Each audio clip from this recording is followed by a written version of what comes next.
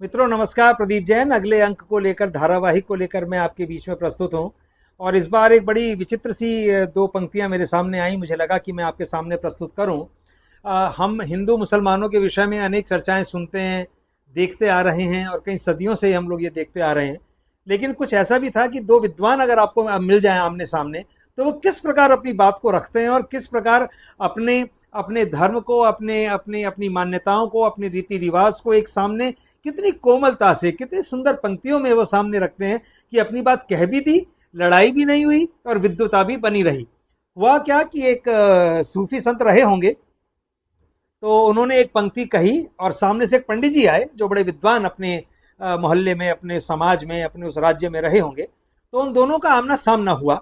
तो एक पंक्ति एक सूफी हमारे संत ने कही, हैं वे काफिर जो नहीं बंदे हुए इस्लाम के। पंक्ति को जरा ध्यान से सुनिएगा।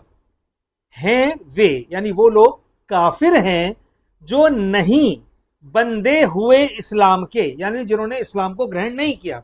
इसका हमको पाठभेद भी मिलता है। वे हैं काफिर जो नहीं बंदे हैं इस्लाम के, ये पंक्ति भी मिलती है। दोबारा पढ़ता हूं, पहले रसस्वादन लीजिए फिर मैं अर्थ की ओर जाऊंगा। हैं वे काफिर जो नहीं बंदे हुए इस्लाम के। अब इसमें शब्द है इस्लाम। अब देखिए शब्द का अर्थ किस तरह से बदल करके पूरी पंक्ति को का अर्थ कुछ और ले लिया जाता है। पंडित जी ने कहा, लाम के मानिंद हैं। लाम के, ये लाम क्या है मैं आपको भी समझाऊंगा। लाम के मानिंद हैं गेसु मेरे घनश्याम के। ये जो घनश्याम आप देख रहे हैं, गेसु का मतलब होता है बाल, कि लाम के समान हैं मेरे कृष्ण के गेसु, इनके बाल। लाम के मानिंद हैं गेसु मेरे घनश्याम के। दूसरी पंक्ति वो ये कहते हैं। अब आप पूरा सुनिए फिर मैं लाम शब्द का अर्थ आपको समझाता हूं। हैं वे काफिर जो नहीं बंदे हुए इस्लाम के। पंडित जी कहते हैं लाम के मानिंद हैं गेसु मेरे घनश्याम के। अब ये लाम क्या होता है?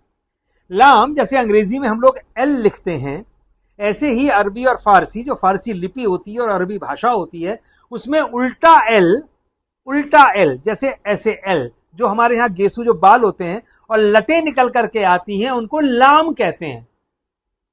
आया आपको? मुझे लग रहा है कि मैं अपनी बात आपको समझा पा रहा हूं। लाम का मतलब होता है यहां से जैसे बच्चे के जो बाल हैं वो मुड़ जाते हैं और यहां पर जैसे इस प्रकार ल, जो उल्टे वाला ला उनके बन गया है, तो वो इशारा करके कहते हैं लाम के मानिंद हैं गेसु मेरे घनश्याम के।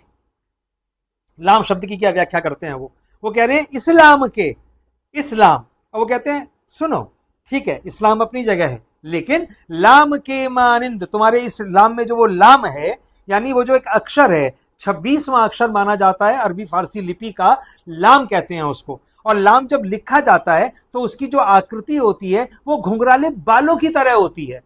तो वो कहते हैं लाम के मानिंद हैं गेसु मेरे घनश्याम के। देखिए शब्दों में से शब्द इस प्रकार निकाल करके उसकी व्याख्या की जाती है। उम्मीद करता हूं आपको मेरा ये अरबी फारसी और हिंदी से जुड़ा हुआ एक प्रसंग और दो पंक्तियां पसंद आई होंगी। नमस्कार। मेरे चैनल को लाइक करिए, सब्सक्राइब करिए, कमेंट करिए, मुझे बताइए तो सही आपको कैसा लग रहा है। मैं इतनी मेहनत कर रहा हूं, अपनी राय जरूर दीजिए। नमस्कार।